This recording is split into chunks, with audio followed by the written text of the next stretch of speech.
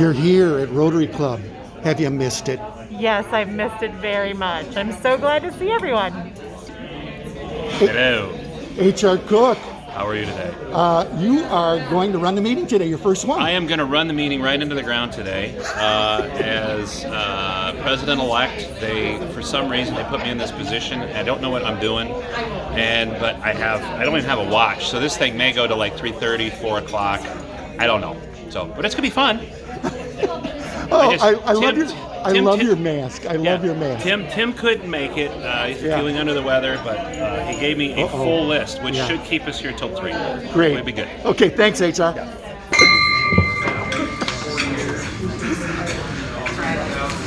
Welcome everybody to the Tuesday Rotary meeting. Tim, our president, is not feeling well today. So he has asked me to take over and run the meeting right into the ground. Anybody can do it, you can. I know, right? Before anything happens, I'm supposed to announce that when you go to speak at any point in time today, do not touch the microphone. I pledge allegiance to the flag of the United States of America and to the republic for which it stands, one nation, under God, indivisible, with liberty and justice for all. And Tony will lead us in the invocation.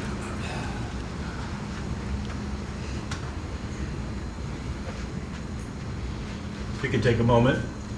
For dear Heavenly Father, we just ask that you help us be kind, be patient, be responsible, and help us love one another. We ask these things in your name. Amen. I say, please help us. Be patient, Marianne Gassman, what did we discuss on the guest? Just wave it. Or are you doing the guest? I'm just guess. There's only one. Sure, yeah. Okay, there's one. I feel One. like You I have have one my guest. job back if I can do it. Your choice. Don't touch the microphone. I was going to pick it up, but I don't like it. Yeah. Okay. Welcome everybody to our lovely Rotary meeting. We have one guest today, and I'm going to let HR introduce him because he's a very special guest of his. Direct from Tucson, Arizona, my son, J.R. Cook. He's down at our arena and convention center and performing arts center in Tucson. So he finds himself with some spare time right now, just like I do. And so he decided to come up for a week. So glad to have him today. Club announcements. I just got this itinerary and all this stuff like 10 minutes ago. Club announcements, programs. If you have someone you would like to have or interested in doing a program, we're always interested in that. Scott's doing a great job in his committee. I think we're through October, maybe? Beginning of October. So coming around is the list for the invocation raffle and music of the world, which seems to be somewhat popular. Today's Ed. We have nobody for next week, so if someone would like to volunteer for that, that's coming around. You've seen how it's done. It might be hard to follow today, but you can do it. Start that around. It is beginning of the month, so it is member birthdays and anniversaries, and boy, do we have a lot of them because we missed last month too. August, we missed August. So August, Doug Brotherton, Sandy Helgerson, Larry Lepke, Jerry, and Mark, all in August. That's 5. Member birthdays in September. Wow. Paul Crunledge, David Solberg, September 8th. Erin Brigado, who's not here today. I saw her on the golf course. September 9th. Glenn Lipke on the 11th. Tim, who again is not here, the 12th. Matt Figan, also the 12th. Jim, Keith Cook, Amy Weber, Darrell Hosina, Frank Zahn, Charlie Green, and Kathy Kurt. All September birthdays. So congratulations for making it around the sun one more time.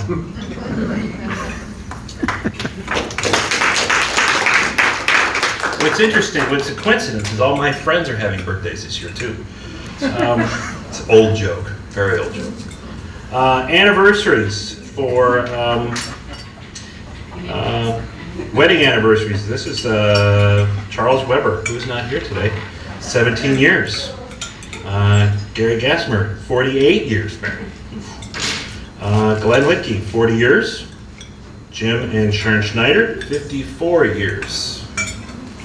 Rick Downs and Colette Downs, 51 years. And Tim Moonhart, 46 years. So. And Gary and Linda Olson, 50. Gary and Linda Olson. 50. 50. What is that? Is that August? Is that August? No, it was in July. But July. That was COVID. We're still celebrating. That was COVID. So, Rotary anniversaries. We are going to do the September one. There's a lot. Mike Armstrong, 24 years, almost 25. Doug Brotherton, 50 years. Rachel Otting, 5 years. Randy Taylor, 7 years. Andrea Beecham, 8 years. Aaron Delgado, 5 years. Frank Zahn, 16 years. John Stewart, 2 years. Sadir, 6 years. I would have thought longer. I'm a little disappointed. Sorry. Charlie Green, 22 years. How many different Rotary clubs have you been to? John B. Donovan, 18 years. He's not here today. And Roger Shaefer, 18 years. A long time. So congratulations to those anniversaries. So last night. Is Kim here today? Anything on Art Advocates? Chuck is not here to discuss the airport. Steve Geis. He's here. He's Sure here. what I'm supposed to discuss though. You're supposed to discuss anything with Interact. Anything? Nothing's changed. Nothing. We are flying through this today. They haven't let me back into the school, so. Well, probation will be lifted someday. Just kidding. They don't lift that. I was on a Zoom meeting this morning with the presidents of Rotary in our particular district. There, several of the groups in the Marion, Cedar Rapids area have gotten together and done a lot with the storm cleanup and damage. They are now in the city has now turned most of the fundraising and any of the activities for social work type things over to the nonprofits. So the presidents then now are discussing what the next steps are. But it looks like they've got everything cleaned up. They fed one of the clubs fed 52,000 people and their families with box food. So hats off to them. I know a couple of our members went down there and helped a little bit for a couple of days, but it looks like they've got that well in hand. The other item that was discussed today was membership, and of course membership is down in all civic groups, not just Rotary, but everywhere.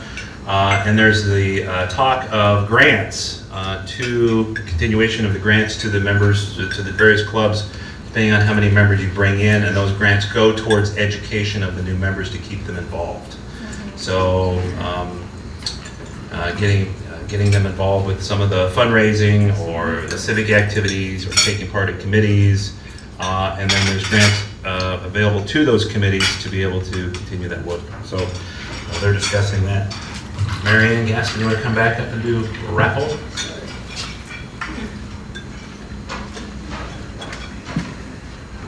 We raised $51 today. I'm going to give that to the treasurer. Who wants to draw the winner here? HR? Oh. Looks like Tony's the big winner today. Tony. You get a pitcher of water, Tony. What chefs eat? For the life of me, I can't figure out why that's important to anybody, but if you'd like that, you can have it. This is a little bottle of Texas Select Club and some gremlins. I'll go for the book. It looks interesting. Alrighty. Sorry, Gary. We have some bartering going on later. It is a beauty. Okay. Thank you. Vicky. Winner chicken dinner in the back. All right. I'm sorry, it was the what? Booze and chocolates. Booze and chocolates. Texas Select Club. The chocolates. Chocolates. You see, make that like it's a bad thing. You're not. Oh, God. Better than Vanna It's White. COVID. Wow. Where's this one? Come on. There, that's a winner right there. There was nobody on that slip. I didn't do it. Wait a minute. Wait a minute. Can't have that either. It's the Goblet of Fire. All right. You have to be a Harry Potter Oh, fan. boy. I was just standing by the table. I didn't do it. Sandy Helgerson. Yay! Which way was it going? I think it's going this way. All right, let's see what you won. Fits in your pocket. Backward. That, oh, there you go. Oh, it's blessed to give than to receive. Start giving away. Yeah, if you haven't seen next week's raffle package, you need to take a look at it. Sandy has put together something from the Arboretum that looks fantastic.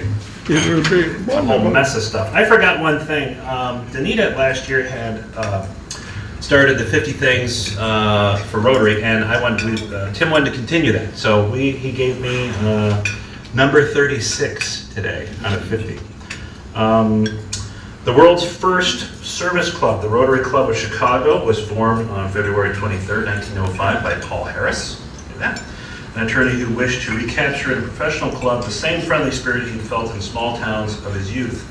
The name Rotary derived from an early practice of rotating meetings among members' offices. Rotary's popularity spread throughout the United States in the decade that followed. Clubs were chartered from San Francisco to New York. By 1921, Rotary clubs had been formed in 6 continents. On 6 continents, typo. And the organization adopted the name Rotary International a year later. As Rotary grew, its mission expanded beyond serving the professional and social interest of club members. Rotarians began pooling their resources and contributing their talents to help serve communities in need. The organization's dedication to this ideal is best expressed in its principal motto, service above self. Rotary also embraced the code of ethics called the 4-way test that has been translated into hundreds of languages, which is hanging by the screen, which we practice on a daily basis. So that is number 39, which is kind of I got like the good one. I like the original one. Mr. Raber, music of the world. Okay. This is kind of a fun deal. I kind of enjoyed that this year. This is fun. Oh, this is going to be really fun. Oh, maybe it's not so much fun. All right. Where's your guilt? Well, I didn't feel like it. I don't get the point.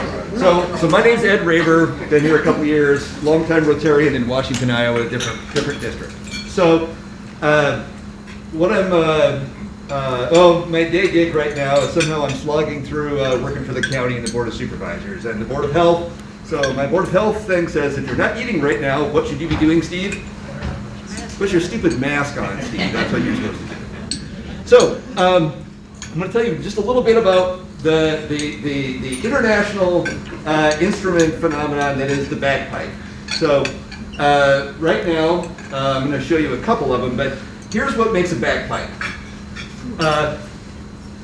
This is the instrument end, this is the melody end, such as what I play as a melody at all. And sometimes kids will say, hey, that looks like a snake charmer's flute, right? That's because it does. So this is one version of how bagpipes came to Scotland, as an example. Starts in India, and people on the street play a little reeded instrument. There's a double reed inside here, like an oboe or a bassoon, except giant size. And some genius in India thought it would be great if they wouldn't have to take a breath in between stuff. And so what they did is they attached a bag with a tube to blow into the bag. Then after they did that, they could make their own accompaniment. And so what these are like pipe organs. They're drones, we call them. They play the same tone. On this kind of bagpipe, they play in octaves different apart from each other. There's a bass and 2 tenor drones. So most bagpipes have some arrangement of that. Sometimes they're harmonized, sometimes they're just octaves. One of the things that typifies it is a very simple instrument. So you notice a clarinet. My wife Erica plays the clarinet. There are no keys on here. So on this instrument, there are only 9 different notes. So if you ever think, why does it sound like the same song? because there's only 9 notes, HR. Now, some of you guys, everybody likes the chieftains, right? Patty Mahoney, the little short guy that plays the uilleann pipes, spelled in about 27 letters, but it's uilleann pipes. Those have a bunch of keys on them, and that's more like a lifestyle playing those pipes, and I don't do that. So, somebody in India came up with the idea of throwing a bag on there. What else did India come up with? Buddhism, right? So Buddhism travels west to China, and they take the bagpipe with it and a bunch of other cultural stuff. East, actually. So the Chinese have that, and then what did the Chinese do, the Mongols and stuff? They kicked everyone's butt, and they brought all that stuff with them as they moved west again. And they brought the bagpipe with them, all the way through there, and then other subsequent empires, Romans and everybody else, as they went around and conquered everybody, they would bring some kind of thing like this with them. And so all these cultures across Central Asia and Europe and Northern Africa, they all have their own version of the bagpipe. So that's how it's a world thing. Conquering empires bring the bagpipe. And good roads. So, in Scotland, where it's kind of become a national instrument, lots of places it's a national instrument, Spain and other places.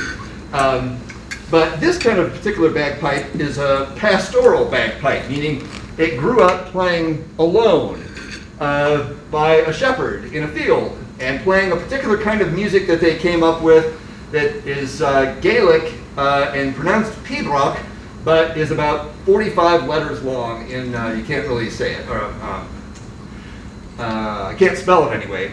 So later on, the military took this up as an instrument and changed the music and took a lot of regular continental music and adapted it to the bagpipes. And now people play in bands and other things. So there's a lot of different kind of repertoire. There's a local pipe band here, and they play some of that sort of martial music, like marching music and things like that. But that's not what this instrument was developed for. That music is really hard, and I don't play that music. I play the other kind, but they call it light music. So I'm just going to give you just a little. Everybody likes the bagpipes for like 5 minutes, right? But the number of people that say, "Oh, I want to go to the concert," that's a smaller number. So the way this works is I blow into this tube that's got a little valve inside so the air doesn't rush back out at me. So that's also a typical thing. Fortunately, it's plastic. Usually, when I started doing this, I've been playing a long time, it would be, you make it out of cowhide or something like that, you'd have to rig it up. But once I get going in here, you don't stop. And the pitch, the sound is just what it is. You start, it's either on or it's off. Again, leading to the fact that everybody likes it for 5 minutes, HR. So I want you to think about that. And these drones here are supposed to all be in tune with each other and with this.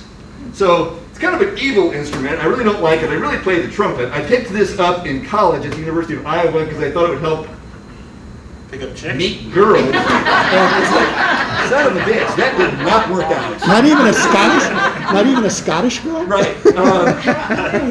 I'm married, but not because of these. So what was the original bag made of? Oh, they make them regionally. Whatever they're in Scotland, they make it out of sheepskin, or in Australia, they make it out of kangaroo. It's just whatever is the handy animal, because it's got to hold water in your climate. I'm playing the venerable Gore-Tex animal. That's kind of a joke too. No one got it. You gotta blow it up enough so that you can give it a punch.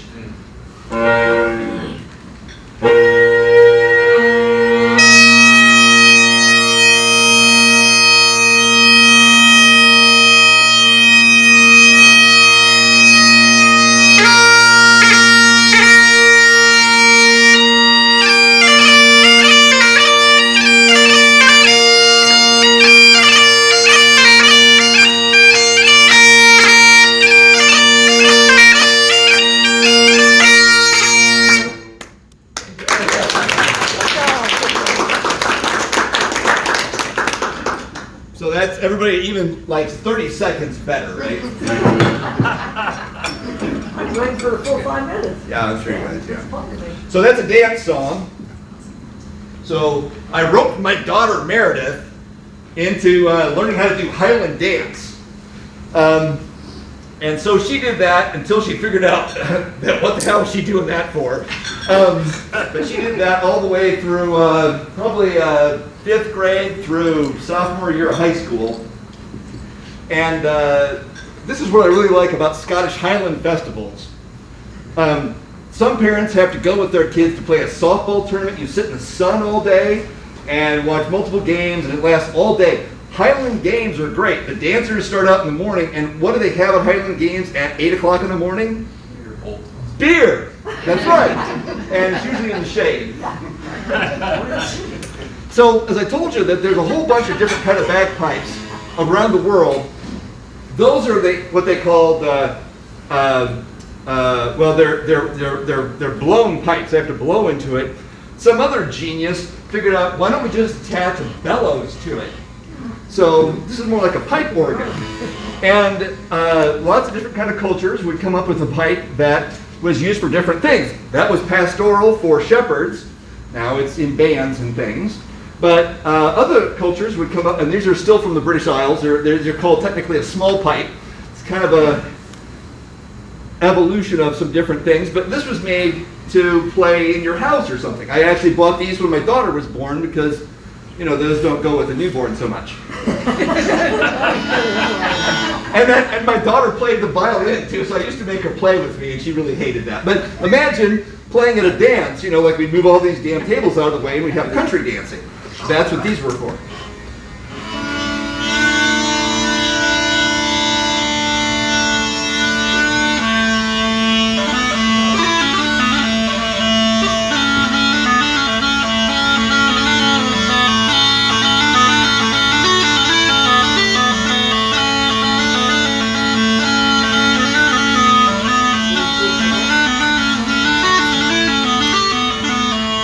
So they have a little bit different sound, not quieter, but you can see somebody, you know, like you can see HR over there like playing a little drum with me or something like that, or a fiddle or something, and that'd be your music for the night.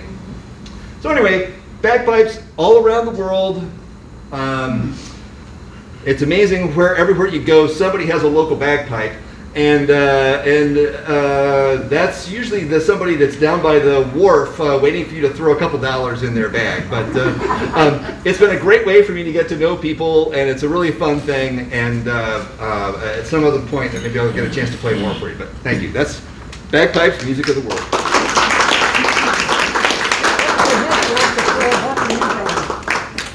Thank you, Ed. That was pretty good. You kept turning to me, and I'm like, I don't know why you stayed single for so long. Impressive. Impressive. Well, think about AC/DC, right? Yes. Right. Yeah. To a point. Okay, we have, let's see, Happy Dollars. We have any Happy Dollars today? Happy dollars, happy dollars. Oh my Anybody? heavens. Anybody? Let's see, do I have Come a on. happy dollar? Well, I'll do a $1. All right, just You're happy for the meatballs and spaghetti. Yes, the first time I've had spaghetti in maybe over a year, so in honor I wore a white t-shirt. But my happy dollar is that Charlie and I we have a little excursion on Tuesday, so we won't be here next Tuesday. We have to drive over to a suburb of Chicago where we are picking up our new kitten. We have finally, I've been on a list for, golly, almost a year. I guess it's been over a year. And her breed is Ragdoll. And she's beautiful. And I may bring a picture in a couple of weeks. So I think that's worth $2 happy. Yeah, very good, very good. Oh, you have a dollar? Oh, right over here. Oh, yes, absolutely.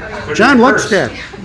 Go ahead. I got a happy 5. The other day I came out of the restaurant and I found a $20 bill on the floor in the parking lot. And Gene says, who are you going to give it to? Well, $5. I got a picture of it just in case. Nice. Right here? Okay. I'll give a happy dollar to hear Ed play the bagpipes because we haven't played with our Dubuque fire pipes and drums since St. Patrick's Day because of the COVID. We can't even have practices right now. So that sounded great to hear that, Ed. Thank you. Very good. Yeah. Okay, right over here. Tony, what up? This Friday is my 27th anniversary, so Oh, well, congratulations. she truly is the better half. Okay, right here. Oh, welcome. I got, excuse me, I got 5 for a couple of them. A couple of reasons. Number one, in July was our 40th wedding anniversary, so we celebrated that staying home. But secondly, a little bit earlier this spring, we had grandbaby number 5, our daughter in Milwaukee, and Lila was born. So $5 for her. Yeah! Isn't that just great? Oh, that's great. Well, what do you think? Pretty darn happy today. Yeah, I that's think a. so. That was- I'll throw in $1 for Ed, my son here. I'm going to kick his butt in golf all this week. So.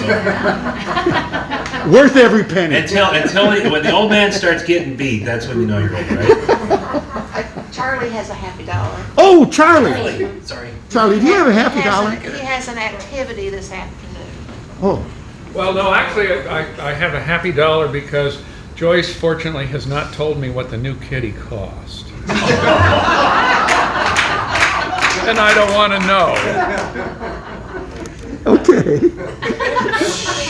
Wait a minute, hold it. Back to you, Joyce. If you're $20, and we keep it a secret. Some things are just best left unsaid.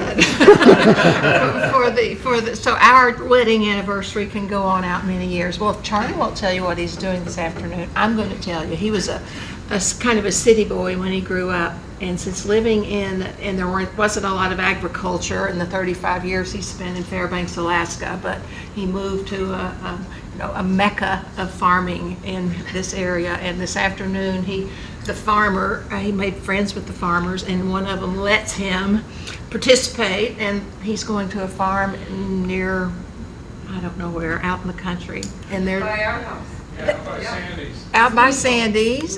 And Charlie, what are you doing? We're chopping and bagging corn. Yeehaw! Put your dollar in. For goodness sakes. Who's taking care of whom in this marriage? I'm still kind of curious on how much a cat costs. And that, ladies and gentlemen, is our reality program, Rotary Men and Women. All right. Thank you very much, everybody. Does anybody have any other announcements? Community announcements? Any good things happening around anywhere? Anybody? No. Okay. I was negligent in my duties today, and I forgot to have everybody come and sing along during the birthday. So I know everybody's like, What the heck? I'm sorry. Yeah. I'm horrible at this. I should be just thrown out of office. Yeah. Scott, you want to come up and introduce our speaker, which is going to be fun. Here we go. Enjoyed talking to her over lunch. All right, it's my pleasure to introduce Lisa Shaefer. She's an executive coach and corporate trainer who helps people build empathy and resiliency in themselves and others. For the past 10 years, she has been helping businesses increase engagement in their staff. She focuses on improving brain health, reducing stress, and finding joy in workplace and personal relationships, and was a counselor before starting her coaching and consulting business, Shine with Shaefer. Are you ready to shine? Welcome, Lisa. Woohoo! All right. Thanks, Pat. I appreciate that. What's the rules, HR? I'm not supposed to touch it because it's phallic. I'm a bouncer by trade, so I do want to analyze HR for just a little bit. But no, it's a lot of fun. I want to thank you guys because you are the first group to allow me to come face to face since March 17th. So you should give yourselves a round of applause for allowing me to get off of technology for the last 6 months. So I'm excited to really be here and talk about what we consider a mental health, brain health initiative, which we call, of course, loneliness. Now, loneliness is something that I think is really important because of the situation that we're currently in. How many of you are finding yourself social distancing, but also social isolating?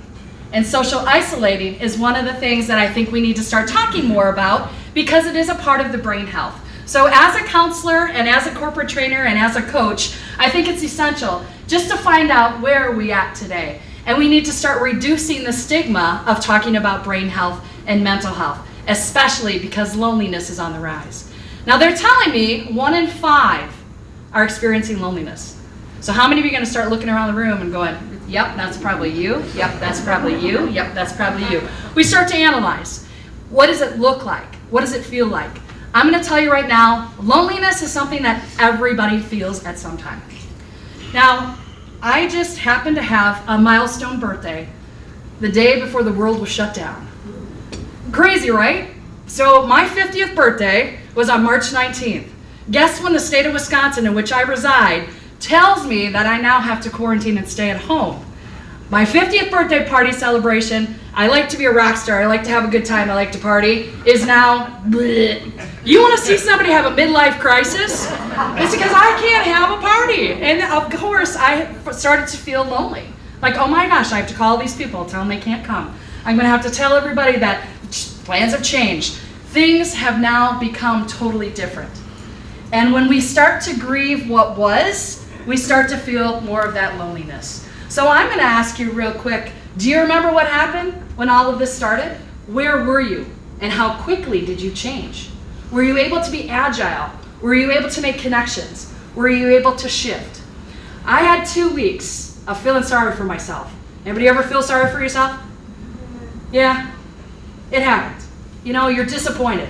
You go through a grief cycle. And many of us go through grief cycles where we first have shock.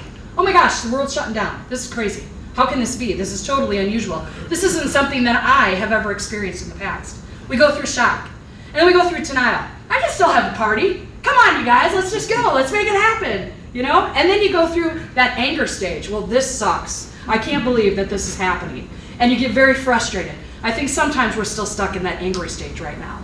And then you get to the part where you get to acceptance. And the acceptance is, what do we need to do differently?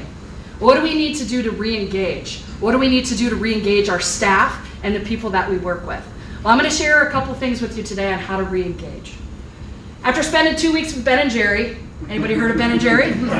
Close personal friends of mine in March for 2 weeks, I decided I need to suck it up and move on and start to do things different to get re-engaged. Because I was a speaker, I travel. Jim, you can probably have some compassion and empathy for me because our business is now stopped on a day. You have 3 months, 6 months, book a business. In one day, they all say, we don't need you. You're not essential. How many of you were still essential? And that fight of, oh my gosh, am I essential or not? I come from a family of salespeople in Wisconsin. My dad is an insurance agent. He got a letter that actually said he was essential. You know what he did with it? I'm essential, you are not. This is a little, that's why I went into counseling. You know, you find things out. You can't pick your friends, or you can pick your friends and not your family. But this idea of all of a sudden you're not essential. And you go into this loneliness stage of how do I get reconnected? So what do? First of all, we gotta recognize it. Recognize the fact that, hey, we're gonna experience some loneliness. Where does it come from? Now sometimes people say, Lisa, I'm not doing any of that touchy-feely stuff. No. I don't feel. I just go through, everything's fine. How many of you ever told somebody it was fine? How you guys all doing today? I'm fine. Do you know what FINE stands for? Feelings inside, not expressed. Okay? Now, again, thinking to yourself, sometimes if I'm fine, I may be experiencing certain things that I might need some support with. So helping people understand that we've got to recognize that there's some loneliness that's happening. Then we have to help people reframe it. How many guys were looking forward to football season? Woohoo! All right, feeling pretty good. Now I heard ISU is going to let some people in, but the Hawkeyes aren't yet. Now the Badgers are not playing. So again, what's going to happen? Are you feeling some loss? Now I'm going to pick on you for a minute. Are you ready? Okay, fabulous. What's your name, my friend? Scott. Scott. Okay, who's your team? Hawkeyes. Okay. Does it start fights anywhere or not? Okay. How disappointed are you that you maybe aren't going to be able to get to a game? Scale of 1 to 10, probably 7. Probably a 7. What'd you love about the games? The excitement, the energy. The excitement and the energy. You are connecting with a community and a tribe with a common purpose and a common mission. And you're excited to be able to be around all these people that have the same thoughts as you. They appreciate things. They can be understood. They can be heard. Are you ready to reframe it?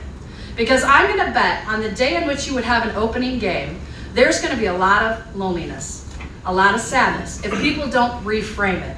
Are you ready to throw a small gathering in your garage and call it the Hawkeye Tailgate Central and do the wave anyway? Because rituals become really important when we're trying to, again, build that tribe. Are you really ready to reframe? Reframing is how do we see things differently. So, for example, the mask, and I left my mask on the table, but when we started to wear a mask, we've had a lot of disagreement on it. I'm going to tell you how to reframe it to positive.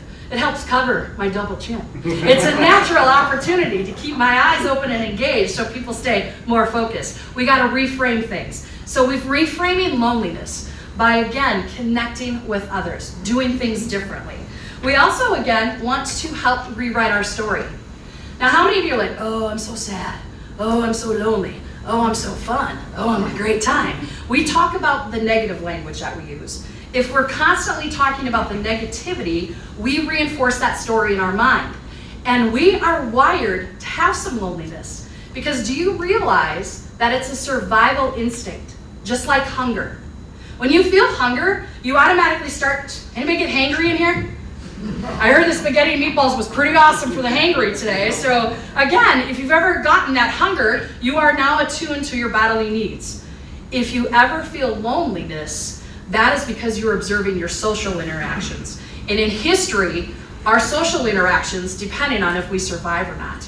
We need people around us who are, again, empathizing and encouraging and uplifting. It is a need. So we all experience a little bit of that loneliness. And we've got to reframe it, and we've got to rewrite the story. So what's your story today? How many of you love a ritual? And I'm going to bet you do, because this was awesome. You do a ritual. Do you do the similar things every time you come together? Why is the ritual so important? It bonds you, it connects you, it helps you realize that you're not the only person in the room. So again, reconnection. What else are you doing to reconnect? Ultimately, taking time to be curious in the people around you. So I'm going to give a little fun 2-minute activity. This is a chance for you at your table to think, if you could reconnect to help somebody move past loneliness, because you could be an entire room full of people and still feel lonely because you don't feel as though you have a deep enough relationship with somebody. So I'm going to ask you to think about if you could ask any question of the people at your table to help them maybe, again, overcome loneliness. What might that question be? What might that question be? Because oftentimes we just engage in cliche conversation. How you been? Oh, I've been busy. How many of you guys been busy? Yeah, we've been busy. Woo, can't get over that, you know. Again, sometimes we glamorize busy, so then we leave out time for friends and family.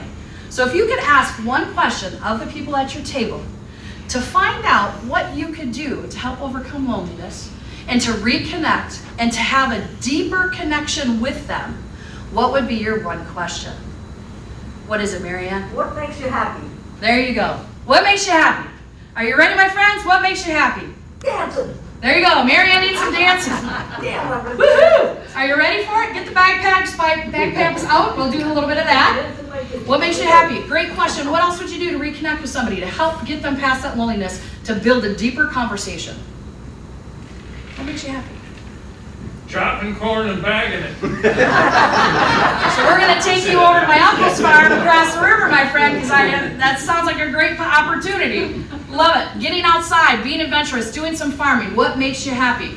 What do you define as success? Playing cards occasionally. Playing some cards. Occasionally. Occasionally, yeah. With COVID, we've seen our social structures change. So we've had to adapt to certain situations like that. But what are the questions you want to know from your employees? If you're in a leadership role, are you asking your employees what's working, what's not working? How can I support you? What can we do different? Because we are going through a grief cycle that can impact our interaction. So what are the questions you're asking? So I'm going to ask you just for a minute, at your table, what might be some questions you would want to know to get a better connection with the people at your table to help move past loneliness. So I'll give you guys a minute. What are your questions? Go for it. Okay. Well, I think I know the answer to this one. All right, come on. I'm depending on you. I don't think I got the goods today. Well, I think John's got to break out some cards here at any moment. the game be? We gotta know what the game is.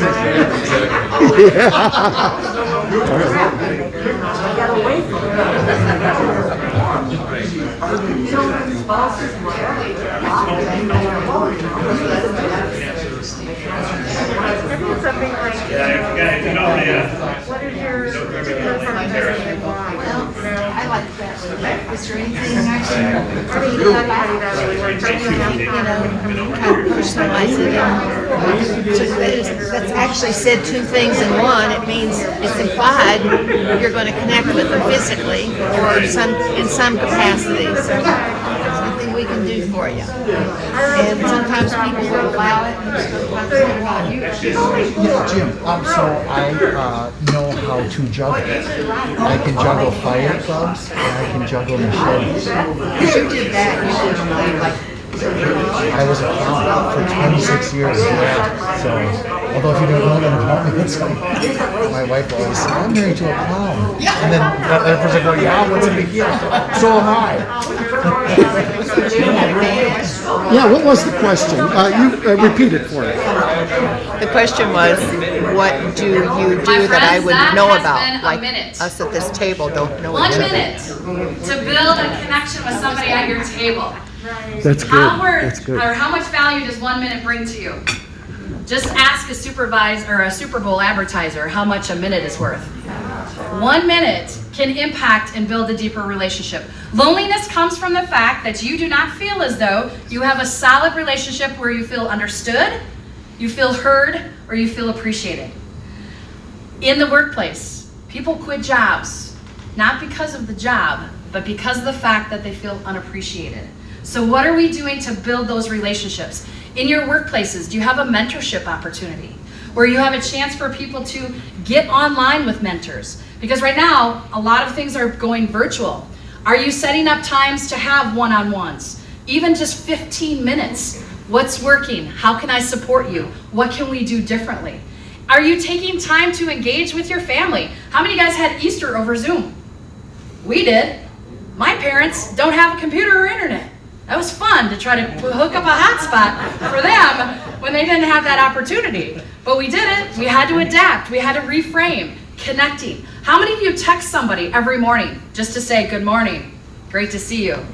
Hopefully you have a great day. How many of you at the end of your day, if you're working with employees, ask them for the high-low? Anybody do high-low? What's your high of the day? What's your low?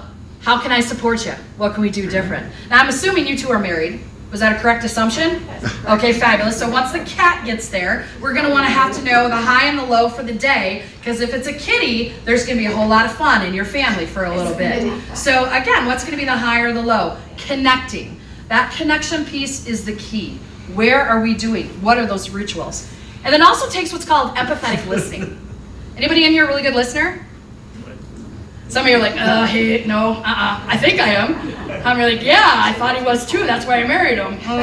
But again, ultimately, we're like, what do we do to listen? When we're truly being heard, how many of you use things like what I hear you saying is?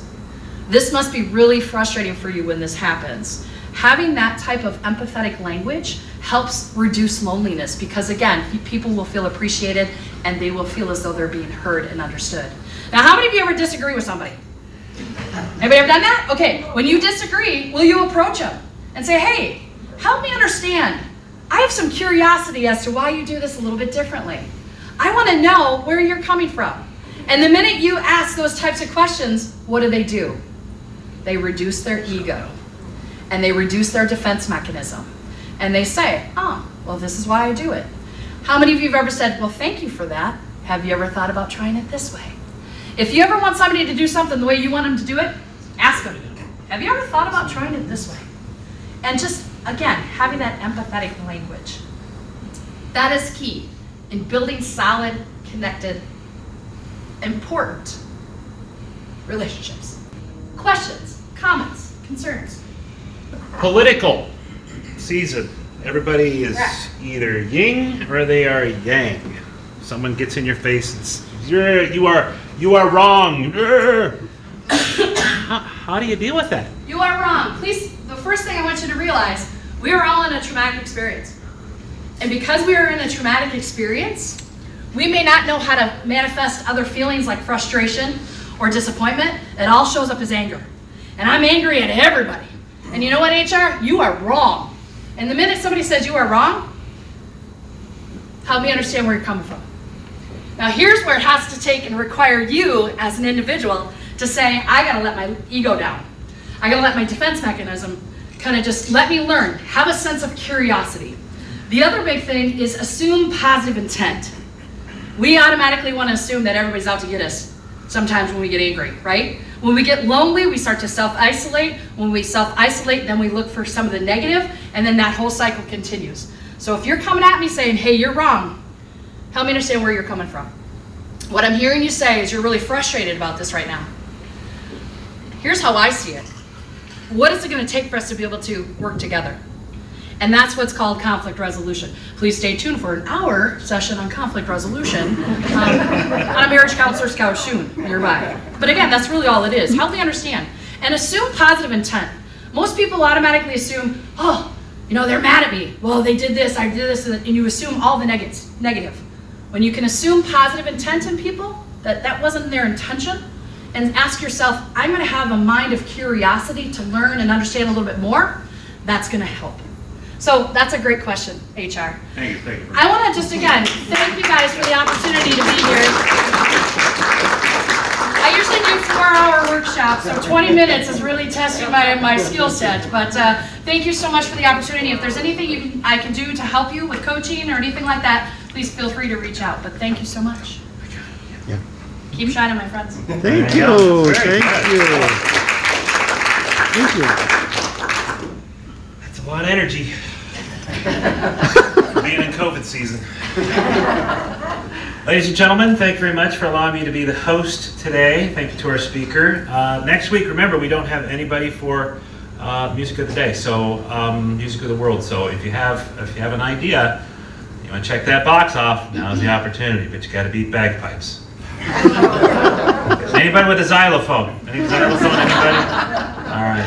That concludes our meeting 1 minute early.